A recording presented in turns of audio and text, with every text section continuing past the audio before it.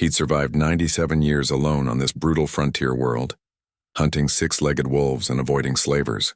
Then he found the massacred Dravari camp and saw her, a feverish child bound to a post with violet eyes that mirrored his own lost childhood. His survival instinct screamed to keep moving, but something deeper made him mutter, "Damn it all," and cut her free. Now watch as this hardened hunter faces his greatest challenge, protecting someone else in a world where mercy gets you killed.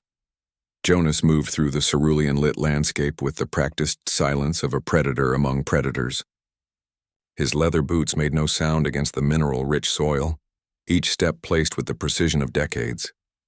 The twin moons cast long shadows across the rocky terrain, creating shifting patterns of concealment and exposure that he navigated without conscious thought.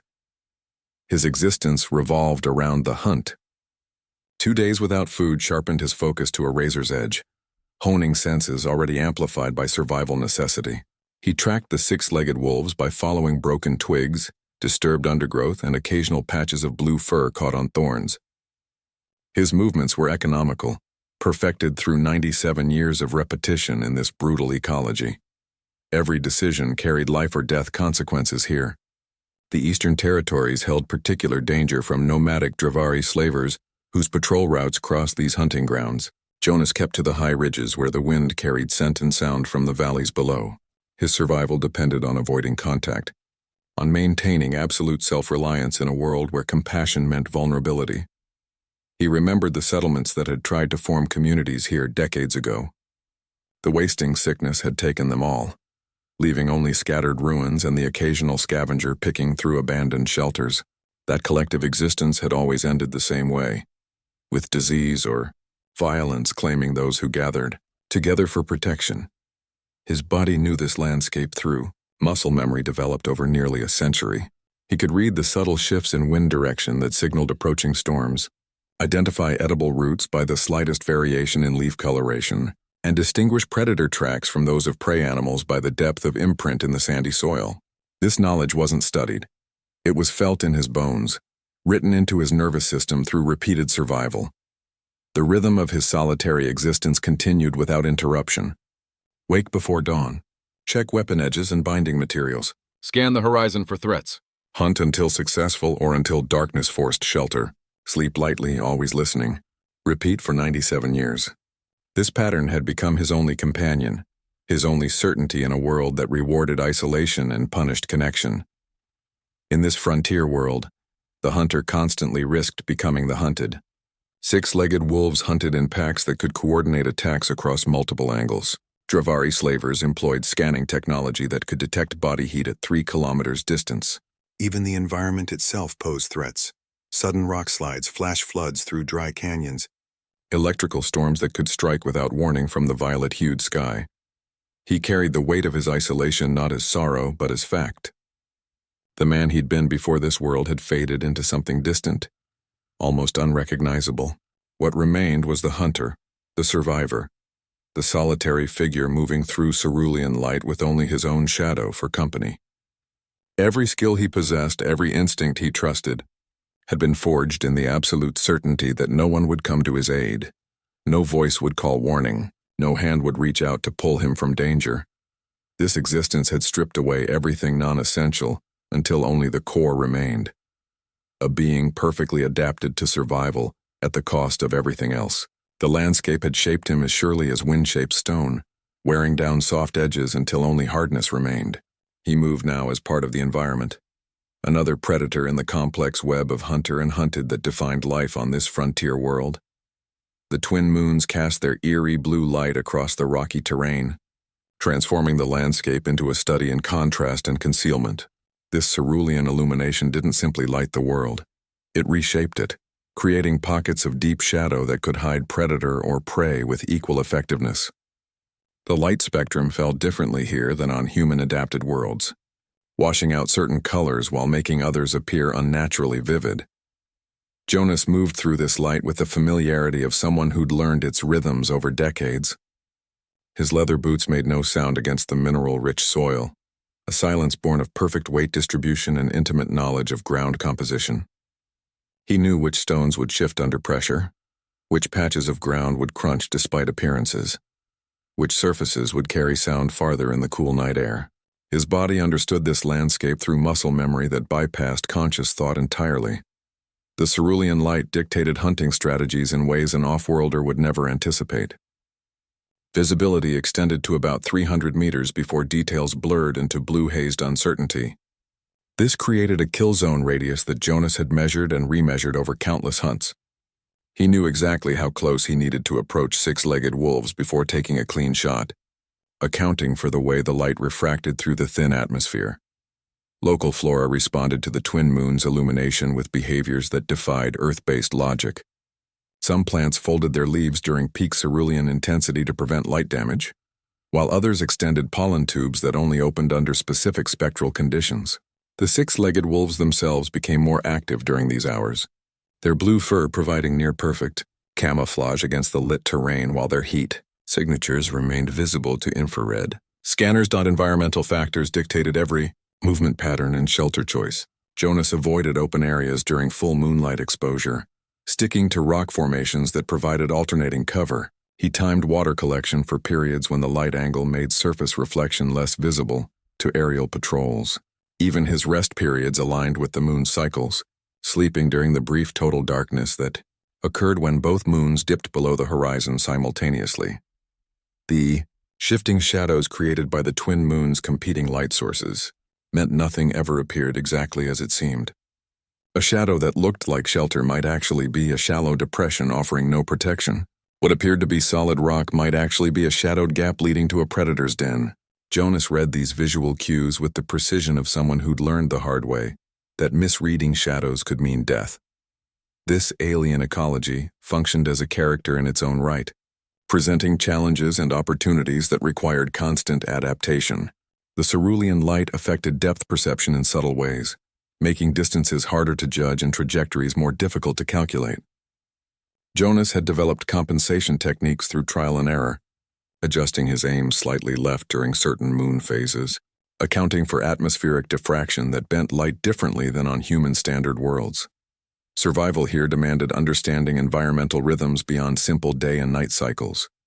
The twin moons moved in complex orbital patterns that created 16 distinct light conditions throughout their monthly cycle. Each phase required different strategies. During double full illumination, movement became exceptionally dangerous despite the increased visibility. During partial phases, the interplay of light and shadow created shifting patterns of concealment that could be exploited by those who knew how to read them. The mineral composition of the soil reflected the cerulean light in ways that created false trails and visual distractions. Quartz deposits glittered like warning beacons, while iron-rich formations absorbed light almost completely, creating voids in the landscape that could conceal entire ravines until you were nearly upon them. Jonas navigated these features with instinctive understanding, his route choices reflecting nearly a century of learning how light and terrain interacted on this specific world. The wind shifted from the northwest, carrying a scent that didn't belong. Jonas froze mid-step, nostrils flaring as he processed the unfamiliar signature. Wood smoke. Not the sharp, clean scent of lightning strike fires that sometimes swept through the dry valleys. This was controlled combustion, the kind that meant human presence. His hand went to his hunting knife, fingers finding the worn grip without conscious thought. Smoke meant fire, and fire meant presence in territory that had been largely uninhabited for decades. The scent carried memories he'd spent nearly a century burying. Settlements with actual hearths, communal cooking fires, the wasting sickness that had taken them all when proximity became vulnerability. His instincts warred between curiosity and self-preservation. The survival logic that had kept him alive argued for immediate avoidance. Following the scent could lead directly to slavers whose patrols sometimes ventured this far east. It might mean encountering raiders or disease carriers or simply other humans whose needs would conflict with his own. Yet ignoring it posed different risks.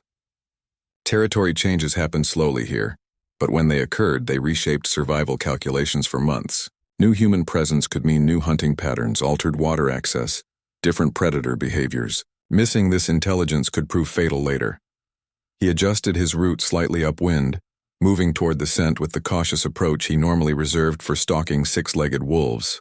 Each step became more deliberate, his weight distribution perfect, his breathing controlled to minimize sound.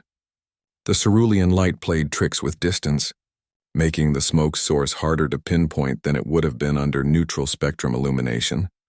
The scent grew stronger, carrying with it the particular acrid note of burning synthetic materials mixed with organic matter. Not a clean campfire then. Something had burned that shouldn't have. Shelter materials, equipment, possibly dwellings. The smell triggered older memories still, of settlement fires during the worst days of the wasting sickness, when they'd burned contaminated structures to contain spread. He reached a rocky outcrop that provided both elevation and concealment. From here he could scan the eastern valley where the smoke seemed to originate. His eyes tracked the faint haze rising against the twin moon's light, calculating wind patterns and combustion duration. Whatever was burning had been going for several hours at least, too long for a simple cooking fire, too controlled for a wildfire. The decision point arrived without ceremony. Continue toward the smoke and risk encountering whatever had created it, or turn back and preserve the isolation that had defined his existence. His survival programming screamed retreat.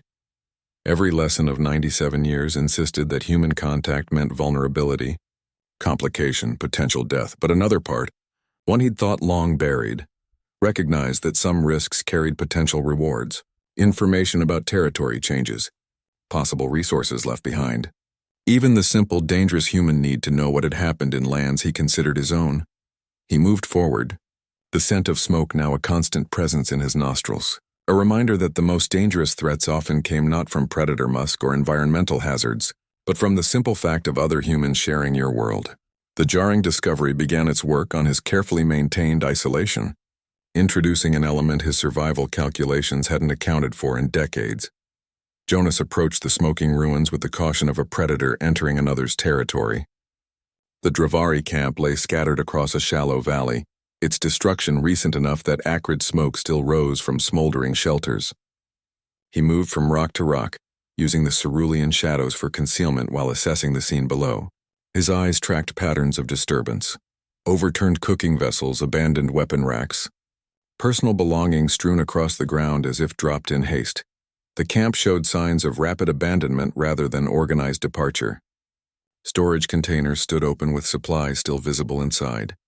A medical station had been left with bandages unrolled and antiseptic solutions uncorked. Several shelters showed claw marks at their entrances, deep gouges in the reinforced fabric that suggested forced entry, rather than orderly evacuation. The scene carried the particular chaos of people fleeing something they couldn't fight. Evidence pointed toward the wasting sickness that had decimated human settlements decades earlier. Jonas recognized the signs: improvised quarantine markers made from painted rocks, burned bedding piled at the camp's perimeter, the distinct sweet-rotten odor that lingered beneath the smoke. He saw where they'd tried to contain it, creating isolation zones using whatever materials they had available.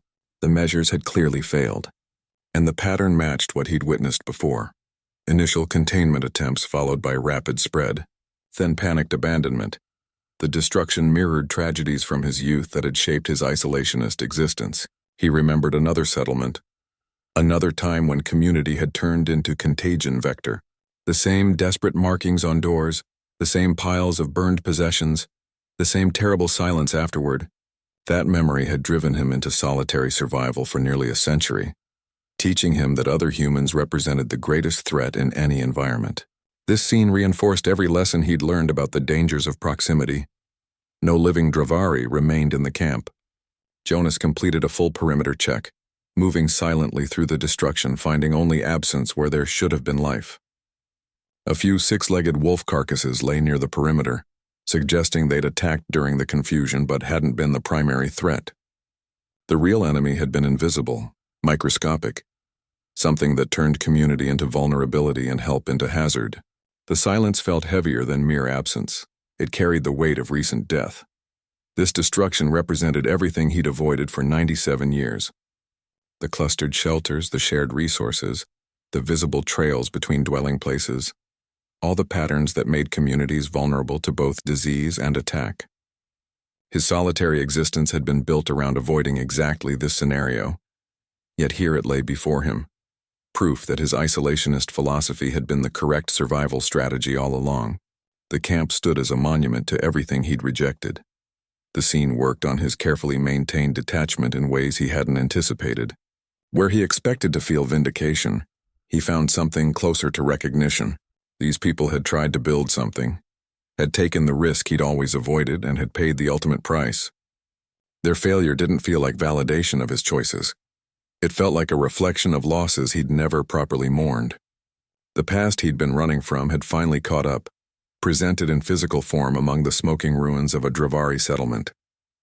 Sometimes survival means confronting what you've been avoiding. The camp's destruction forced Jonas to acknowledge that his isolation hadn't just been about practical safety. It had been about refusing to face the memory of other losses, other communities wiped out by disease or violence. This scene shattered the careful distance he'd maintained, pulling him back into a world where other people's fates couldn't be entirely separated from his own. The hunter who had survived alone for nearly a century now stood at the edge of someone else's tragedy, and for the first time in decades he felt something other than relief at being separate from it. Movement caught his attention at the ruined camp's edge, a slight shifting near one of the still smoldering shelters. Jonas dropped into a crouch, hand going to his knife as his eyes scanned for threat identification. The motion came from a small figure partially concealed behind a collapsed storage rack. A child, bound upright to a wooden post with crude fiber ropes digging into thin wrists. Her head lifted slowly as he approached, the movement clearly requiring immense effort. Violet eyes locked with his, their color unnatural by human standards but holding an intelligence that transcended species difference. Despite the feverish glaze that clouded her vision, her gaze carried unmistakable awareness. She tracked his approach without blinking, her eyes widening slightly as they reflected his own weathered face back at him. This visual connection triggered memories he'd buried decades deep. Another child's eyes, human ones this time, staring up from another ruined settlement. The same desperate intelligence shining through sickness and fear. That memory carried the weight of his own childhood loss. The moment he'd learned that survival sometimes meant leaving others behind. The recognition struck with physical force, bypassing 97 years of hardened isolation. The child represented everything his survival logic said to avoid. A liability in a world where every resource mattered. A vulnerability that would slow movement and divide attention. A potential carrier of the very sickness that had wiped out this camp. His training insisted he turn away, continue his solitary existence, preserve the survival strategy that had worked for nearly a century. Helping her meant accepting vulnerabilities he'd spent a lifetime eliminating. It meant dividing his attention between environmental threats and her needs. It meant sharing limited resources, water, food, medical supplies. It meant creating noise where silence had been his greatest protection. The world punished weakness without mercy, and taking responsibility for another being represented the ultimate weakness in survival terms. Her gaze held an unspoken plea that cut through his hardened exterior. The violet eyes didn't beg or weep. They simply observed him with a clarity that felt ancient in its understanding.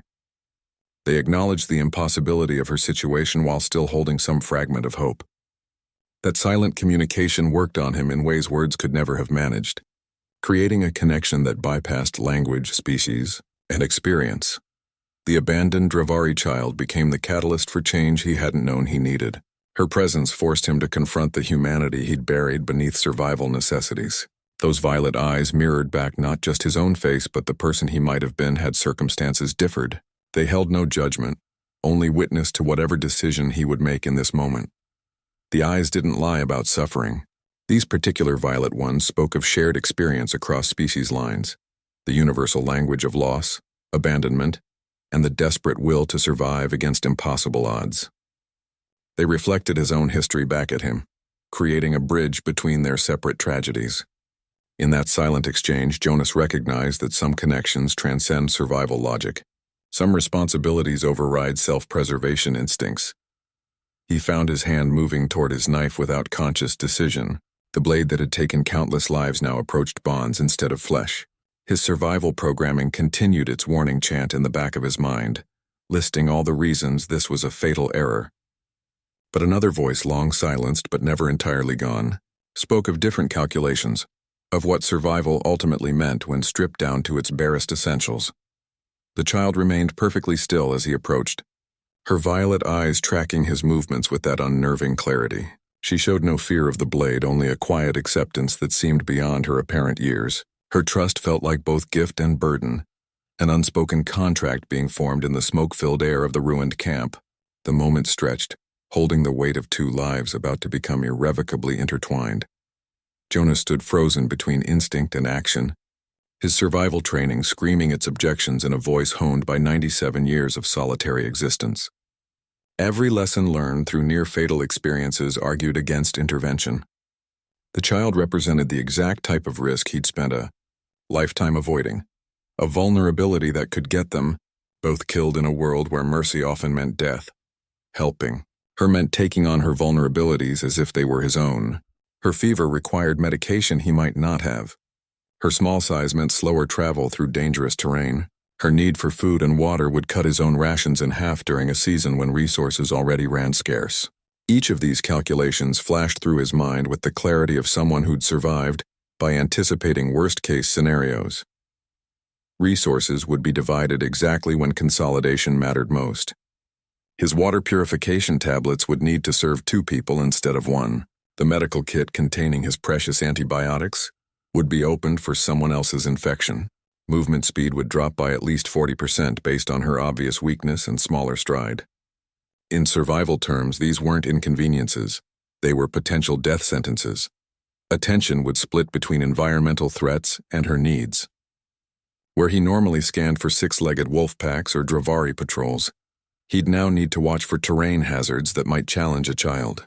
His listening would divide between predator sounds and her breathing patterns. The constant situational awareness that had kept him alive would fragment, creating gaps that danger could exploit. The Dravari might return to retrieve abandoned property or survivors. Their patrol patterns were unpredictable but frequent in this eastern territory. If they found him with one of their bound captives, the response would be immediate and violent. Other predators would be attracted by her scent and any noise she might make. 6-legged wolves had excellent hearing and often investigated unfamiliar sounds. His own survival had depended on avoiding exactly this type of risk calculation. For nearly a century, he'd followed one simple rule: preserve self above all else. That philosophy had carried him through disease outbreaks, predator attacks, and resource shortages that killed others who tried to help each other. The child's presence threatened to undo everything that had kept him breathing this long, yet something deeper than logic pulled him toward compassion. It wasn't emotion in the dramatic sense, more like an instinct older than his survival training. The recognition in her violet eyes touched a part of him that remembered being left behind himself. The calculation shifted from pure survival odds to something more complex, weighing not just whether he could survive, but what survival would mean if he walked away. The moral dilemma forced a choice between self-preservation and protecting a vulnerable innocent. He could continue his solitary existence exactly as before, his survival strategy intact, but his humanity further diminished. Or he could accept that some risks transcended practical calculations, that protecting the helpless sometimes mattered more than perfect safety. The hardest battles aren't fought against predators or environmental threats. They happen within one's own conscience, where survival logic conflicts with deeper human impulses. Jonas stood at that crossroads, his knife still in hand, the child's violet eyes still watching him. The internal struggle showed in the tension along his jawline, the slight tremor in his knife hand, the prolonged silence as 2 opposing forces warred within him. Every instinct said, preserve yourself. Something quieter but more persistent said, remember who you were before this world made you hard. Jonas stood at the crossroads of instinct and compassion, his knife hand trembling with the weight of a decision that defied 97 years of survival logic. The internal battle between self-preservation and something deeper had reached its tipping point. His survival programming continued its relentless calculations. Resource division increased vulnerability, slowed movement patterns, each argument mathematically sound and proven effective through decades of application. His muttered curse cut through the silence like a blade. Damn it all. The words weren't dramatic, they emerged flat and weary, acknowledging the absolute foolishness of what he was about to do. They accepted the potential cost of this mercy in a world that punished weakness without exception. The phrase carried the weight of abandoned principles, of survival strategies that had kept him breathing when others perished. This moment represented surrender to something deeper than survival logic. It wasn't emotional in the theatrical sense, more like recognizing an older truth that predated his hardened existence. The child's value transcended mere resource consumption calculations. She represented continuity, potential, a life not yet stripped down to survival essentials. Her violet eyes held intelligence that suggested understanding beyond her obvious vulnerability. The decision to cut her free defied everything that had kept him alive. It went against the fundamental rule of frontier existence: preserve self above all else. He'd seen communities fall because they prioritized compassion over practical survival. He'd watched the wasting sickness spread through settlements where people tried to help each other. Every lesson learned through near-fatal experience screamed that this was a mistake. Yet his hand moved forward anyway, the blade approaching the fibers binding her wrists. The motion felt both alien and familiar, like remembering a language he hadn't spoken in decades. This wasn't rational calculation. The numbers all pointed toward abandonment. It was human connection that drove the blade toward the ropes, a recognition that some bonds transcend practical considerations. The payoff wasn't in survival odds, but in emotional investment. Jonas felt the shift internally as he committed to the choice. The constant risk assessment background noise in his mind didn't disappear. It simply expanded to include another variable. His focus widened from pure self-preservation to protective responsibility. The change felt less like adding burden and more like rediscovering purpose beyond mere existence. Sometimes the most survivalist choice appears foolish on the surface. Taking responsibility for another being in this environment defied all conventional wisdom. But survival isn't just about lasting another day. It's about retaining something worth surviving for. The child's quiet intelligence, her unbroken spirit despite obvious suffering, suggested qualities that might actually improve long-term survival odds in ways raw calculations couldn't measure. His blade touched the first fiber strand. The rope parted with a quiet snap that seemed louder than it should in the ruined camp's silence. The child didn't flinch. Her violet eyes remained fixed on his face, watching with that unnerving calm. The second strand gave way more easily, the fibers separating under the sharpened edge he maintained with daily care. The decision felt simultaneously like surrender and reclamation. He was giving up the perfect isolation that had protected him for nearly a century. But he was also reclaiming a part of himself that he'd thought lost to survival necessities. The internal battle settled not with dramatic resolution but with quiet acceptance. The numbers still didn't add up, the risks remained overwhelming, but the calculation had expanded to include variables beyond simple resource management. He cut the final strand, holding her left wrist. The rope fell away, revealing raw marks where the fibers had dug into pale skin. Her arm dropped limply to her side, the muscles clearly weakened from prolonged constraint. The other wrist came free with 2 precise movements of the blade. She remained standing through sheer willpower, her body trembling with exhaustion and fever, but her violet eyes still clear. The moment held its breath between them. Jonas had crossed a line that couldn't be uncrossed, committed to a path that defied all his hard-earned wisdom. His survival instincts hadn't been silenced. They'd simply been overridden by something older and deeper. The hunter who had survived alone for 97 years now stood responsible for another being. His knife held not for hunting but for liberation. Jonas approached the bound child with the cautious movements of someone approaching a wounded animal. His steps were deliberate, weight shifting perfectly to avoid disturbing loose stones or creating noise that might attract attention. Each moment they remained in the open increased their mutual vulnerability to predators or returning slavers. The cerulean light made them visible from distances that would have been safe in darkness, turning the rescue into a race against exposure. His knife felt unfamiliar in this context. The blade he usually employed for field dressing kills or cutting hunting cordage now served a purpose that defied his normal survival calculations. The steel had taken countless lives, 6-legged wolves mostly, but occasionally other threats that had crossed his path. Now it would cut bonds instead of flesh, liberate instead of terminate. The shift in purpose felt both strange and strangely appropriate. The ropes binding her wrists represented more than physical restraint. The intricate knot patterns suggested Dravari workmanship. The fibers came from plants that only grew in their territory. The binding technique followed their cultural practices of marking property. Freeing her meant challenging that ownership claim, inserting himself into a cultural dynamic he'd spent decades avoiding. The act carried implications beyond simple rescue. Her feverish state demanded immediate medical intervention. Jonas noted the flushed skin, the slight tremor in her limbs, the glassy quality of her violet eyes. The wasting sickness didn't usually present this way in its early stages, which suggested either a different illness or complications from dehydration and exposure. His medical kit contained limited supplies, antibiotics, fever reducers, wound dressings, all carefully hoarded against his own potential needs. This act of freeing committed him to ongoing responsibility far beyond cutting ropes. It meant monitoring her fever through the night, finding safe water she could keep down, adjusting travel pace to accommodate her weakness, potentially carrying her if she couldn't walk. The decision tree branched into countless scenarios, each requiring resources and attention he normally reserved for pure survival. The blade sliced through the first fiber strand with quiet efficiency. The rope parted with a soft snap that seemed louder than it should in the stillness. Her eyes remained fixed on his face, watching with that unsettling calm that seemed beyond her years. The second strand gave way more easily, the fibers separating under the sharpened edge he maintained with daily care. Her left arm dropped limply to her side as the bonds released, the muscles clearly weakened from prolonged constraint. Raw marks circled her wrist where the fibers had dug into pale skin. The other wrist came free with 2 precise movements. She remained standing through sheer willpower, her body trembling with exhaustion but her gaze remaining clear and focused.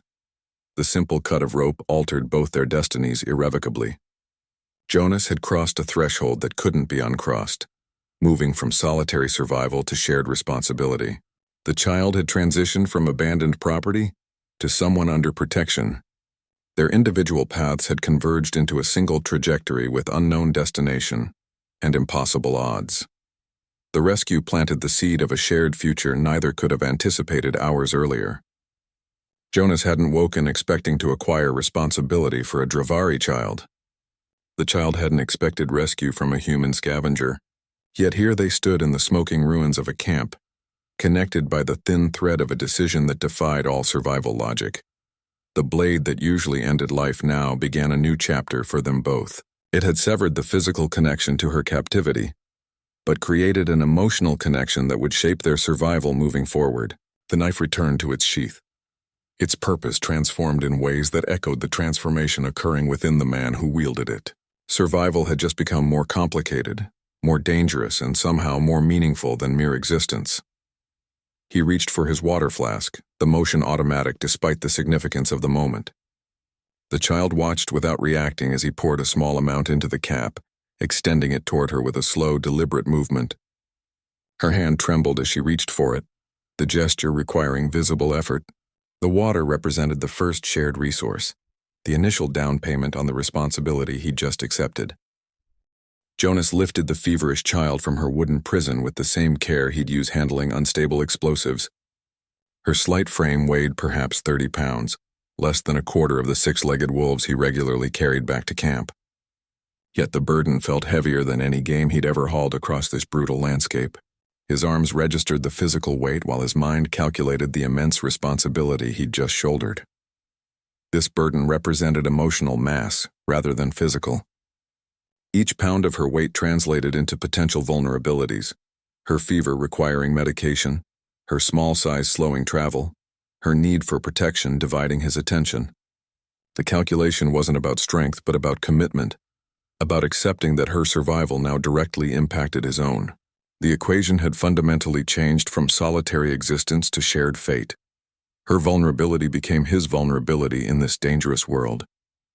Where he normally moved with the freedom of someone who only needed to protect himself, he now had to consider how each decision would affect her. A route that might be acceptable risk for a seasoned hunter became unacceptable when traveling with a feverish child. A hiding place that could conceal one person might expose 2. Every environmental threat now carried doubled consequences. Every survival skill must now serve 2 instead of 1. His tracking abilities would need to identify threats that might specifically target a weaker companion. His hunting would require securing enough resources for both their needs. His medical knowledge would be stretched treating conditions he hadn't encountered in decades. The skills that had kept him alive now faced their ultimate test. Could they preserve 2 lives instead of just 1? The calculation of risk and reward underwent complete transformation. Where he previously measured risk against personal survival, he now weighed it against her safety first. A dangerous shortcut that might save 6 hours became unacceptable if it exposed her to potential harm. A valuable resource left behind because retrieving it meant leaving her unprotected. The mathematics of survival had become exponentially more complex. His isolation ended not with companionship, but with responsibility. This wasn't the voluntary partnership of equals he'd occasionally witnessed in other survivors. This was guardianship, protection of someone completely dependent on his skills and decisions. The silence he'd maintained for 97 years now had to make space for another's breathing, another's needs, another's survival requirements. The anticipation built for the perilous journey ahead. They needed to put distance between themselves and the ruined camp before Dravari slavers returned, or predators caught their scent.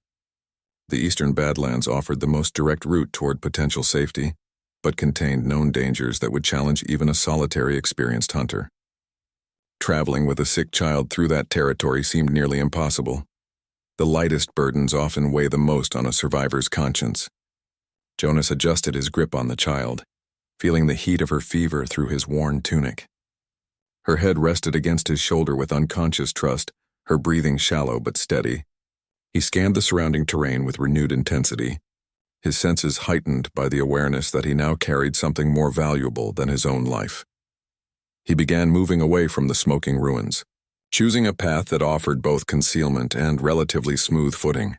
His normal ground-eating stride shortened to accommodate his burden. Each step forward represented another commitment to the choice he'd made, another acceptance of the responsibility he'd taken on. The solitary hunter had become protector, and the transformation changed everything about how he moved through this world. The cerulean light cast long shadows that seemed to reach for them as they left the camp behind. Jonas kept to the rocky areas where their passage would leave minimal trail. His mind already cataloged the challenges ahead.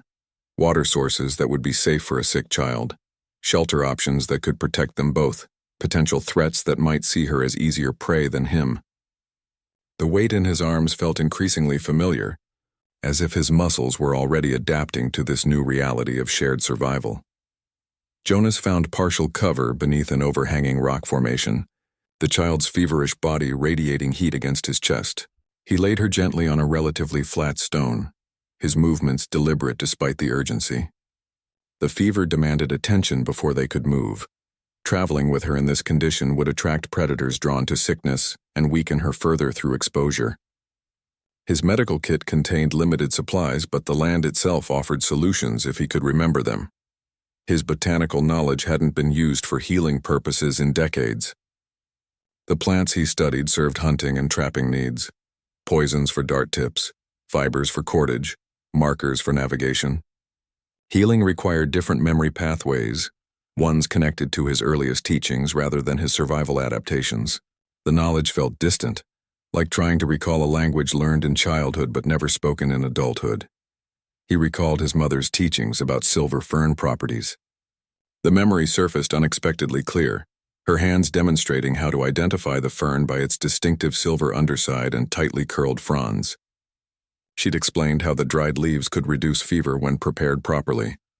Knowledge passed down through generations who couldn't rely on manufactured medicines. The recollection carried sensory details, the smell of their home's hearth fire, the particular way she'd crushed leaves between stones. Finding the fern took 20 minutes of careful searching. It grew in shaded crevices where moisture collected, its silver underside catching the cerulean light in subtle flashes. Jonas harvested only mature fronds, leaving younger growth to ensure future availability. His movements followed remembered patterns, the specific angle for cutting stems, the careful handling to preserve the active compounds, the immediate transfer to his drying pouch. Dried leaves became medicine through careful preparation back at the temporary shelter. He crushed the fronds between 2 smooth stones, releasing their sharp, earthy scent. The powder mixed with clean water from his flask, forming a thick paste that he heated slightly against a warmed stone from his fire kit. The process required precise timing. Overheating destroyed the active compounds, under preparation limited effectiveness. The bitter concoction represented both physical and symbolic healing. Jonas administered it carefully, supporting the child's head as she swallowed small amounts. The medicine's bitterness made her grimace, but she didn't resist. The act felt fundamentally different from his usual survival tasks, where hunting and trapping involved taking life. This involved preserving it. The contrast highlighted how narrowly he'd defined survival for nearly a century. This knowledge connected him to human heritage beyond mere survival. The silver fern remedy came from a time when communities shared knowledge for collective benefit, when healing mattered as much as hunting, when protecting others formed the foundation of society. Using it now felt like honoring something he'd thought lost to the harsh realities of frontier existence. The child's breathing gradually eased as the medicine took effect. Her fever didn't break completely, but the dangerous intensity lessened enough for safe travel. Jonas watched her vital signs improve with clinical assessment, noting the slight cooling of her skin and the decreased restlessness in her movements. The ancient remedy worked as promised, bridging generations through shared knowledge. Sometimes survival means remembering who taught you to live before this world taught you to survive. The silver fern knowledge had come from his mother, who'd learned it from her mother in an unbroken chain stretching back to Earth itself. Using it now honored that lineage while serving immediate practical needs. The medicine represented connection across time and space, a thread of human care stretching through generations of survival wisdom. He repacked his medical kit with renewed appreciation for knowledge beyond combat and hunting. The child slept more peacefully now, her violet eyes closed in natural rest rather than feverish exhaustion. Jonas kept watch as the twin moons crossed the sky, their cerulean light filtering through the rock shelter's opening. The healing process had begun, and with it a reconnection to parts of himself he'd abandoned along with communal living. Survival had just expanded to include preservation as well as acquisition, healing as well as hunting, connection as well as isolation. The fever broke near dawn, leaving the child awake and aware for the first time. Jonas watched her violet eyes focus properly, the glassy quality replaced by clear intelligence. He needed to address her now. The silent companionship of nursing a sick person had ended, replaced by the practical reality of shared survival. A designation became necessary beyond gestures and basic care. Naming represented commitment beyond temporary assistance. Calling her child or you maintained distance, preserved the option of separation if circumstances demanded it. Giving her a name acknowledged that their fates had intertwined in ways that couldn't be easily undone. It transformed her from a burden he carried to a person he protected, with all the ongoing responsibility that implied. He chose Leah, a human name for an alien child. The selection came without conscious deliberation, emerging from some deep memory of his own childhood before this world hardened him. The name felt right in its simplicity, its softness contrasting with the harsh environment surrounding them. He tested it quietly first, the word feeling unfamiliar on his tongue after so long speaking only to himself. This act acknowledged her personhood beyond mere utility. She wasn't just a responsibility or a vulnerable being needing protection. She became an individual with identity. The name separated her from the generic category of Dravari child and made her specific, unique, worthy of recognition beyond her practical value to his survival calculations. It was the first step towards seeing her as someone rather than something. The naming created the first thread of shared identity. Where there had been two separate beings, human hunter and alien child, now there was Jonas and Leah. The connection shifted from temporary protectorate to something resembling partnership, however unequal their positions might be. The name gave them common ground, a reference point around which communication could develop. She gradually accepted the name as her fever dream receded. When he said Leah while offering water, her violet eyes tracked to his face with recognition. After several repetitions, she began responding to the sound, turning her head when he spoke it. The acceptance wasn't immediate or enthusiastic. It was practical, the way she might learn any survival signal in this dangerous world. But it stuck, creating a bridge between them. This ritual marked the beginning of their communication journey. The name became their first shared vocabulary word, the foundation upon which other understanding could be built. He used it consistently when addressing her, when pointing out threats, when offering food or water. The repetition created pattern, and pattern created meaning in the absence of common language. The process of two beings forming an unbreakable bond began with that single word. Each time he said Leah, it reinforced the connection, reminded them both that they were in this together now.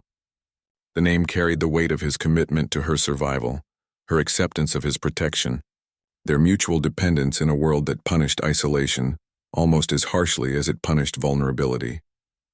A name is the first gift you give someone who has nothing.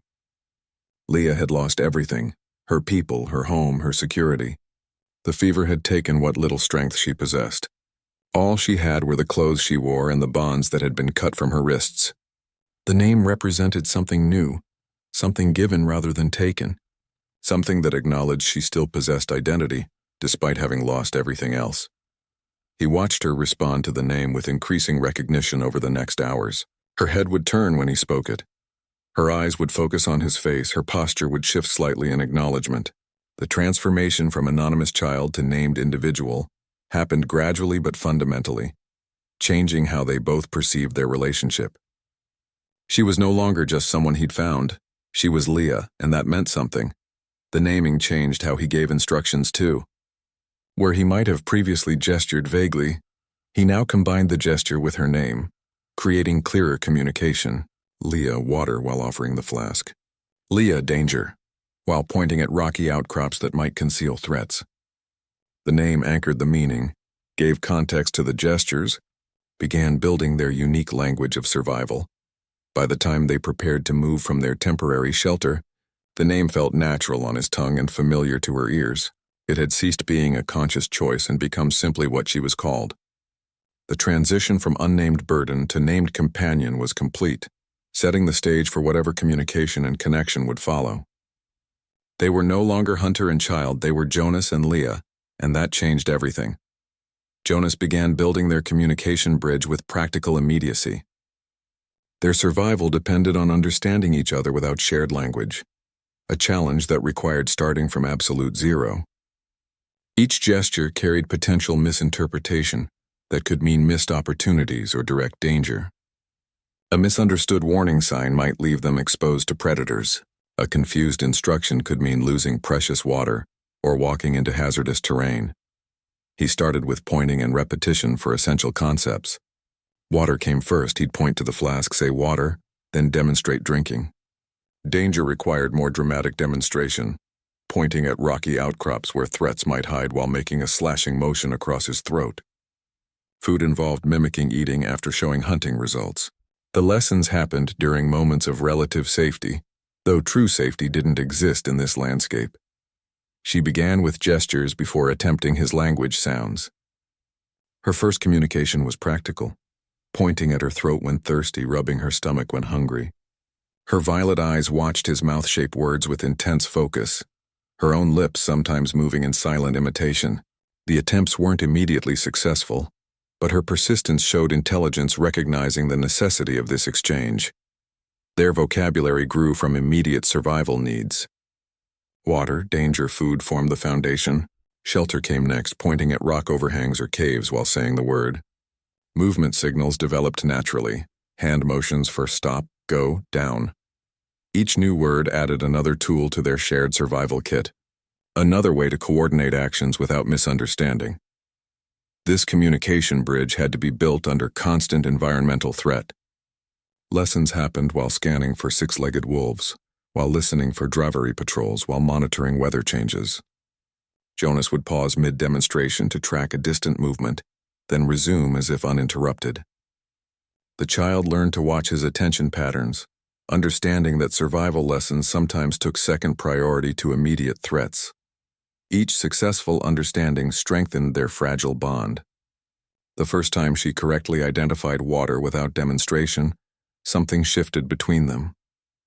When she pointed at distant rock formations and said danger in approximation of his accent, it represented more than language acquisition. It showed she was learning to see the world through his survival perspective. These small victories built trust through demonstrated competence. The foundation of their unbreakable bond formed through this shared understanding. They weren't just learning words. They were learning how each other thought, how they processed threats, what priorities guided their actions. The communication became increasingly nuanced, moving beyond simple nouns to include warnings about terrain, signals about fatigue levels, even basic emotional states expressed through facial expressions they both learned to read. The first fully understood word carried more power than any warning shout.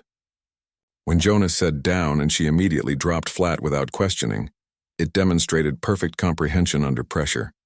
That instant obedience to a foreign word in a moment of potential danger showed how thoroughly their communication system had taken root. The word worked because they'd built context around it through dozens of demonstrations and repetitions. Their language developed its own hybrid quality, blending his human words with her Dravari gestures into something uniquely theirs. He began incorporating some of her signals into his own communication, recognizing their efficiency. She started approximating more of his vocabulary, her accent softening with practice. The exchange became two-way, each learning from the other while building something new between them. By the time they reached the Badlands approach, they had established basic but functional communication. They could signal immediate threats, coordinate movement, indicate needs, and even express simple concepts like rest or wait. The system wasn't perfect, misunderstandings still occurred, but it provided the essential framework for surviving together in a world that punished poor coordination. The silence between them had been replaced by something more valuable than words: shared understanding. The eastern Badlands stretched before them like a cracked ceramic plate baked under twin suns. Jonas paused at the territory's edge, his eyes scanning the treacherous landscape they had to cross. This region held threats beyond the natural dangers they'd already faced, both environmental hazards and intelligent predators that made simple survival exponentially more complex. The landscape itself challenged movement at fundamental levels. Jagged rock formations rose like broken teeth from alkaline soil that crumbled underfoot. Scattered boulder fields created maze-like passages where visibility dropped to mere meters. Water sources became increasingly scarce the farther east they traveled, with what little moisture existed often contaminated by mineral leaching from the strange geology. Each step required careful calculation of footing, cover, and energy expenditure. Dravari slavers frequented these routes seeking vulnerable targets. Their patrol patterns followed predictable paths between known settlement ruins and resource deposits.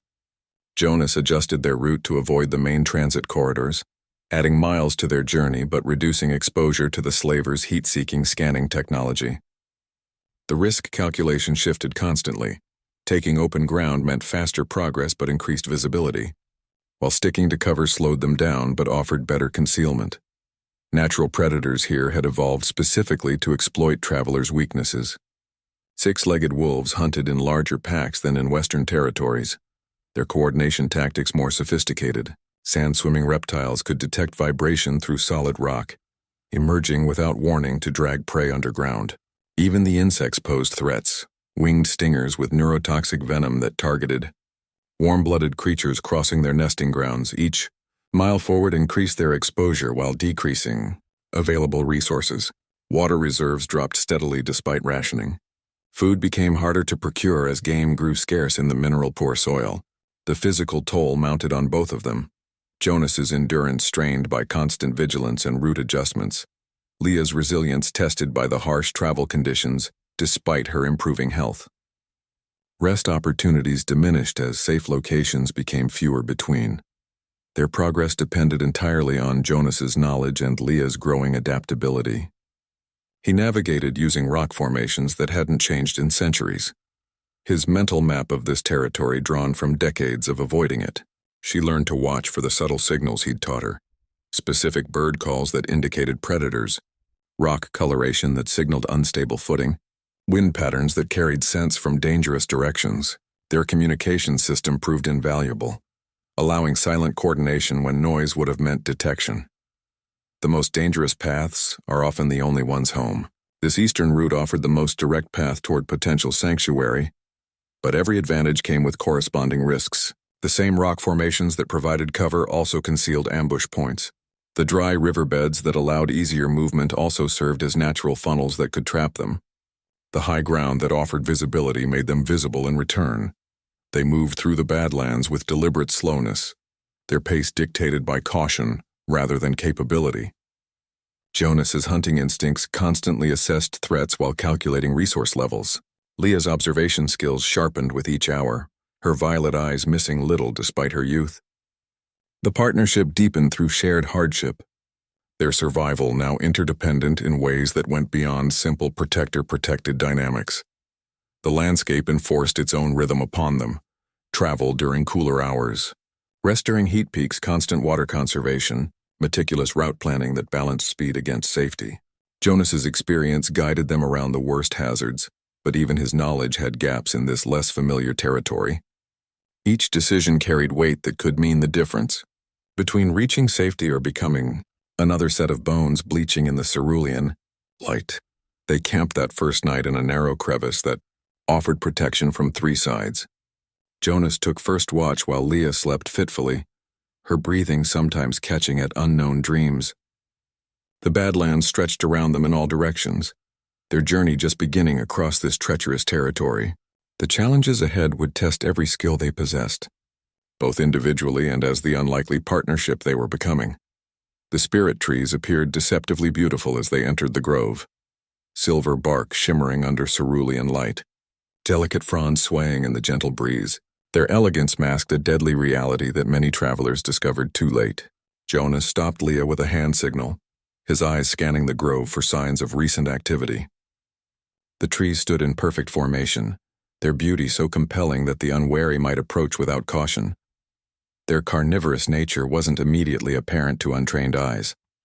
The trees showed no obvious threats, no grasping branches, no visible mouths, no warning displays.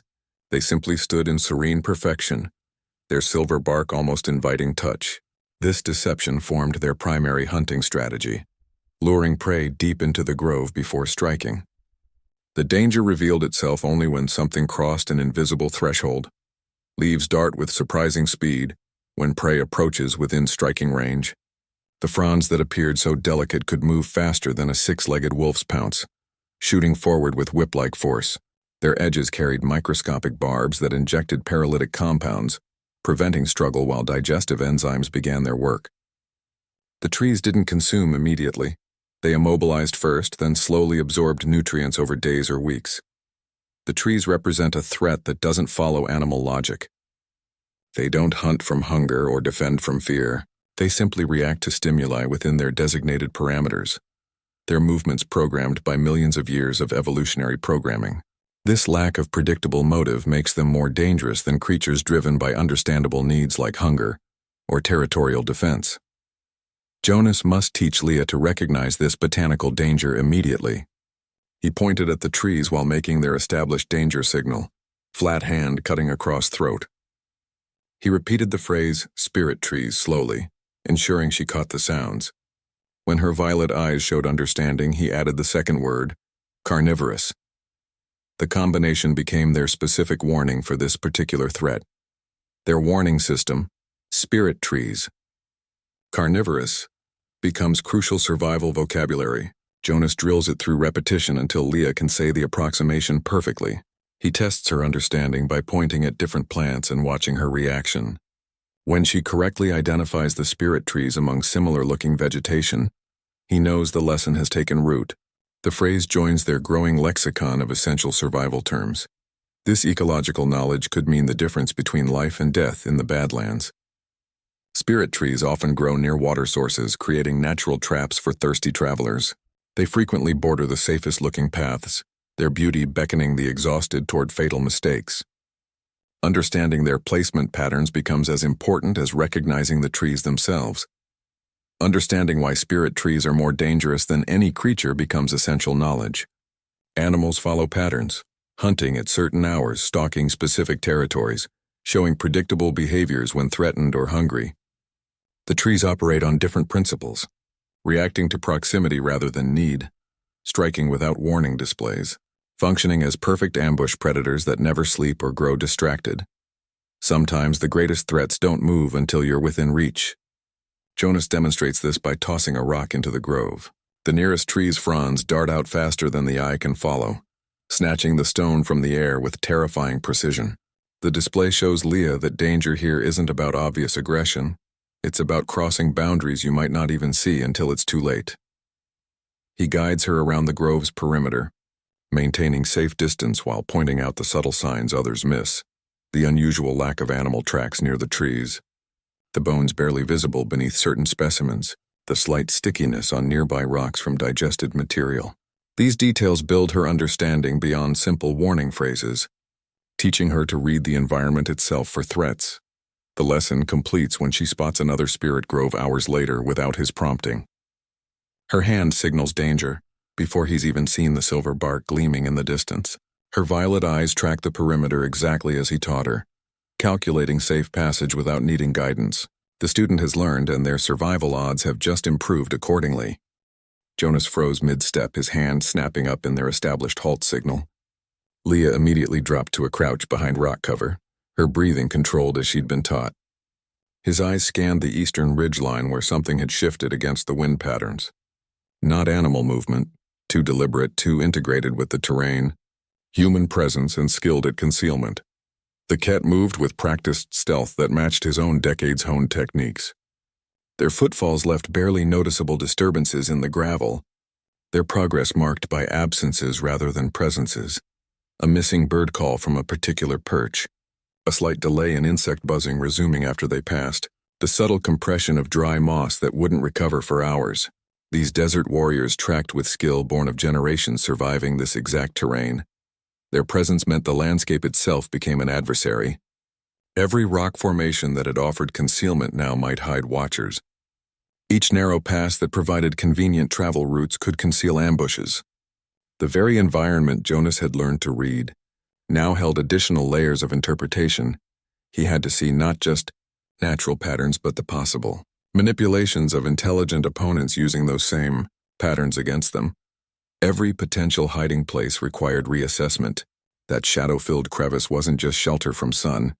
It might contain Ket scouts waiting in perfect stillness. The high ground that offered visibility might already be occupied by lookouts with magnification gear.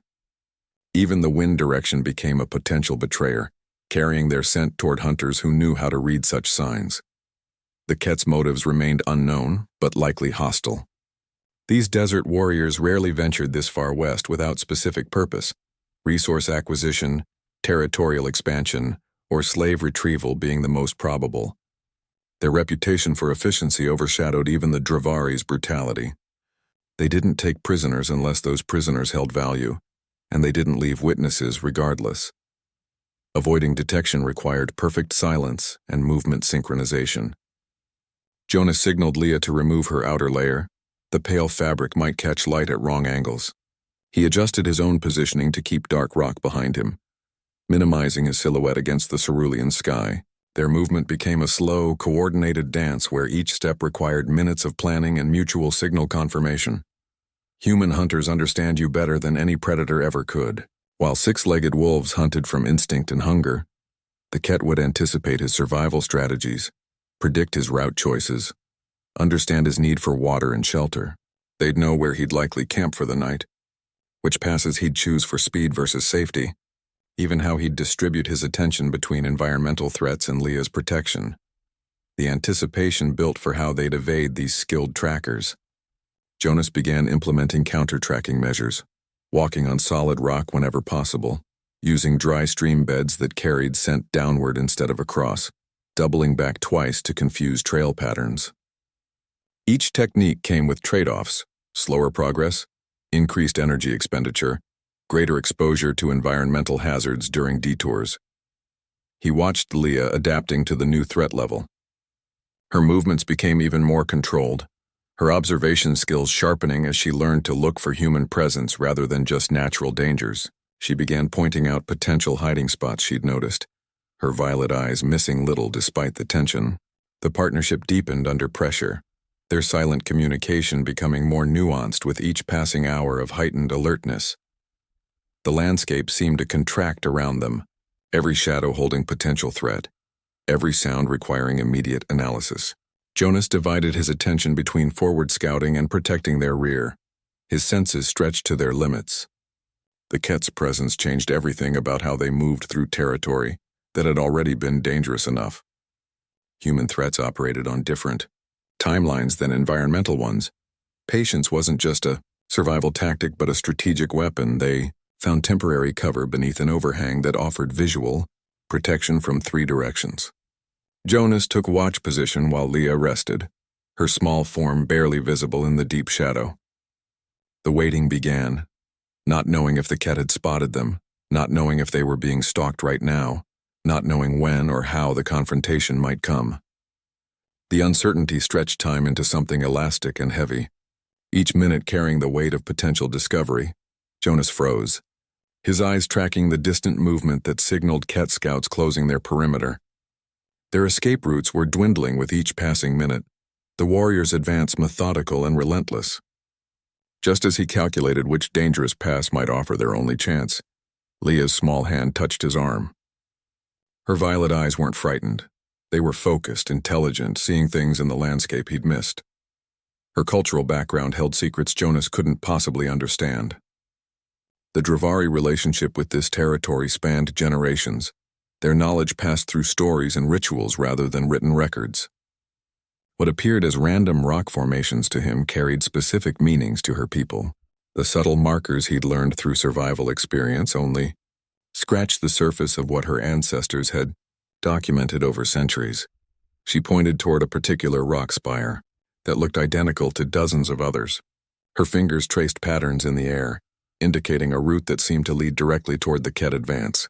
Jonas hesitated, his survival instincts rejecting the apparent suicide of moving toward rather than away from danger. But her certainty held a weight that transcended language, a confidence born of deep cultural knowledge rather than guesswork. Her people's stories contained survival information preserved across generations. The spire marked not danger but sanctuary, a sacred place Ket warriors would avoid for spiritual reasons. The route she indicated followed underground water channels that wouldn't show on surface scans, providing concealment from heat-seeking technology. These weren't guesses. They were remembered knowledge, pieces of her heritage that had survived the massacre that took her people. This knowledge became their advantage against skilled pursuers. While the Ket understood modern tracking and combat, they lacked the deep cultural understanding of Dravari sacred geography. The warriors would avoid certain areas based on superstition rather than tactical reasoning, creating blind spots in their search pattern. Leah's guidance exploited these gaps with precision that technology couldn't match. Her contributions shifted her from burden to partner in that moment. Jonas realized she wasn't just recalling stories, she was analyzing their situation with cultural context he lacked. Her small finger tracing routes in the dust wasn't childish drawing, but strategic planning based on generations of accumulated wisdom. The teacher became the student as he recognized the value of knowledge that couldn't be learned through solitary survival experience. The transformation happened without ceremony.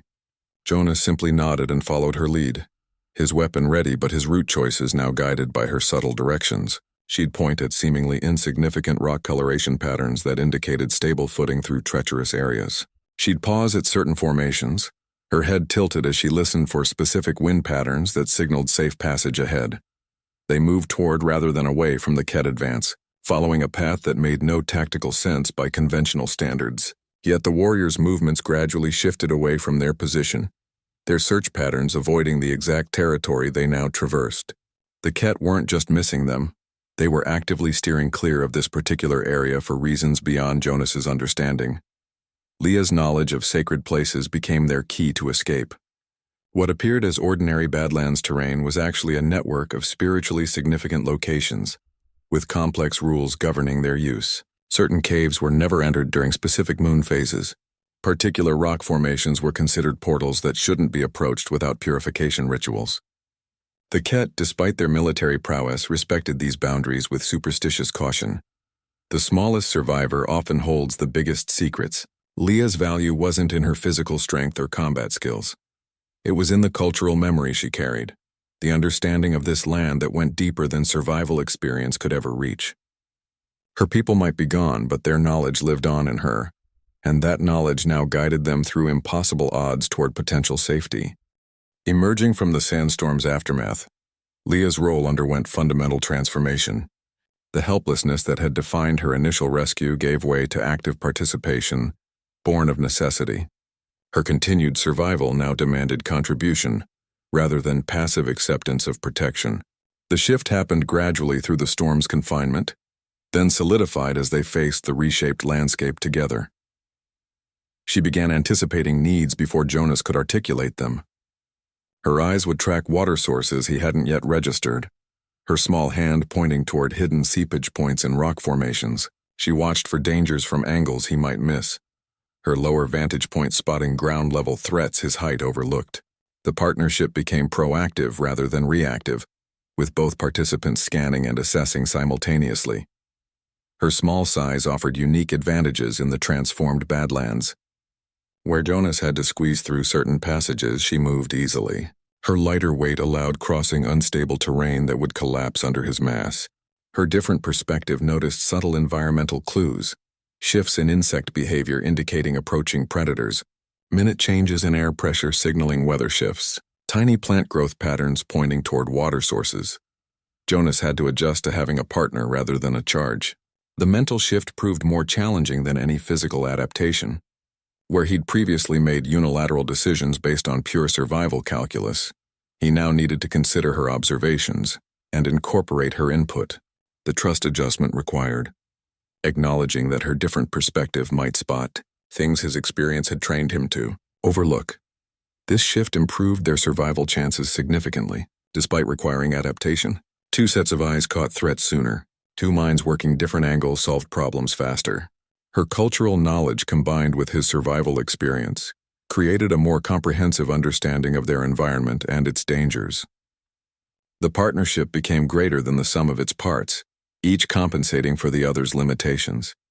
Her resilience mirrored his own but expressed through different strengths. Where his endurance came from physical conditioning and decades of adaptation, hers emerged from mental toughness and cultural heritage. She didn't possess his raw strength but demonstrated astonishing recovery capacity, bouncing back from exhaustion that would have broken many adults. Her pain tolerance exceeded expectations, her quiet acceptance of discomfort reminding him that hardship wasn't unique to his experience witnessing Leah's transformation from helpless victim to crucial survival partner changed how Jonas viewed their entire journey. The child he'd carried from the ruined camp now walked beside him as an active participant. Her contributions weren't incidental, they became essential to their continued progress. The dynamic shifted from protector-protected to mutual dependence, with each bringing necessary skills to their shared survival. The strongest survivors aren't born through ease or natural selection alone. They're forged in the hardest moments, shaped by challenges that force adaptation beyond presumed limits. Leah's transformation demonstrated that survival ability wasn't about physical power alone. It resided in adaptability, observation, and the willingness to contribute despite apparent limitations. Her value shifted from being someone to protect to being someone who enhanced protection for both. They moved through the reshaped Badlands with improved coordination, their communication now seamless through gestures and shared understanding. Jonas found himself consulting her with glances, reading her subtle signals as readily as he read environmental threats. The partnership had matured beyond teacher-student into something more balanced, more effective, and ultimately more human despite their species difference. The journey continued, but they faced it as equals in survival if not in experience. Their bond strengthened by the very hardships that should have torn them apart. The journey continues east toward uncertain reunion and the possibility of belonging. Jonas and Leah travel as equal partners now, their bond forged through shared hardship and mutual dependence. Their survival hinges on maintaining this fragile partnership across species lines and vast experience gaps. The Badlands stretch ahead with known dangers and unknown challenges waiting. But the real question has shifted from simple survival to something deeper. What will they become together? This hardened hunter and the child who reminded him that survival means more than just staying alive. The sandstorm hit with the force of a physical blow, visibility dropping from kilometers to mere centimeters in seconds. Jonas grabbed Leah's arm, pulling her toward a rock formation he'd spotted minutes earlier. The air filled with fine mineral particles that scoured exposed skin, and threatened to choke anyone caught without protection. This wasn't just weather. It was an environmental event that could strip flesh from bone given enough exposure. The storm threatened immediate death from multiple angles. Breathing without filtration would fill lungs with abrasive particles, causing fatal damage within minutes.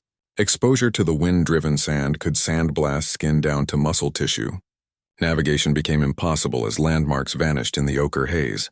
Even finding each other if separated would be nearly impossible in the roaring chaos.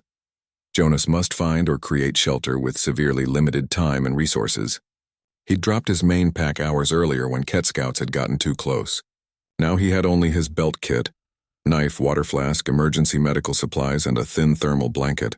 The rock formation offered partial protection, but not enough for sustained exposure. He used his knife to widen a natural crevice. His movements hurried but precise despite the reducing visibility. The same storm that threatened also concealed them from pursuers completely. The Ket warriors would be taking their own shelter, their tracking technology rendered useless by the particulate interference. Their heat signatures would blend with the ambient temperature fluctuations caused by the sand friction. For the first time in days, they weren't being hunted. They were simply surviving against natural forces. Their enlarged crevice became a temporary sanctuary barely large enough for both of them. Jonas used the thermal blanket to create a partial seal against the opening, reducing the sand infiltration. They huddled together not for warmth but for space conservation, their bodies forming a mutual windbreak. The roaring outside created an odd privacy, the storm's violence making their shelter feel strangely peaceful by comparison. This forced confinement created unexpected space for story and connection. With movement impossible and vigilance temporarily unnecessary, the constant survival calculations paused. The silence between them shifted from practical to personal, the shared hardship lowering barriers that might have remained under normal circumstances. The storm's duration created a pocket of time outside their usual survival routines. The storm would reshape the landscape significantly, altering their route options when they emerged. Sand would fill some passes completely, create new dunes that change travel patterns, erase existing trails, and potentially create new ones. The Ket would also be recalibrating their search patterns based on the changed terrain. This reset offered both challenges and opportunities for their continued journey. Jonas found himself sharing stories of Earth almost without conscious decision. He described oceans, concepts of vast water bodies that Leah's desert upbringing couldn't comprehend. He explained snow and seasons, concepts that had no equivalents on this world.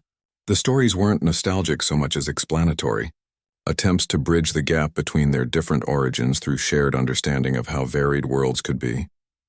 The stories created bridges between their separate worlds. Leah listened with focused attention, her violet eyes reflecting the faint light within their shelter. She asked questions through their established gesture system, seeking clarification on concepts beyond her experience. The exchange felt different from their survival lessons, less practical, more fundamental to understanding each other as beings from different cultures and worlds. Sometimes the fiercest storms create the deepest connections. The shared experience of surviving the sandstorm forged a bond that went beyond practical partnership. The trust required to huddle in that tiny space, the vulnerability of being helpless against natural forces together, the unexpected intimacy of stories shared in darkness. These elements built something more durable than survival cooperation. They built mutual understanding that transcended their enormous differences in experience, species, and background. When the storm finally began to abate hours later, their relationship had shifted fundamentally. They emerged from the crevice into a transformed landscape. The Badlands reshaped by wind and sand. The Ket were still out there somewhere, the journey still stretched ahead, the dangers remained very real. But they faced them now as true partners rather than protector in charge, their bond strengthened by the very storm that had threatened to destroy them.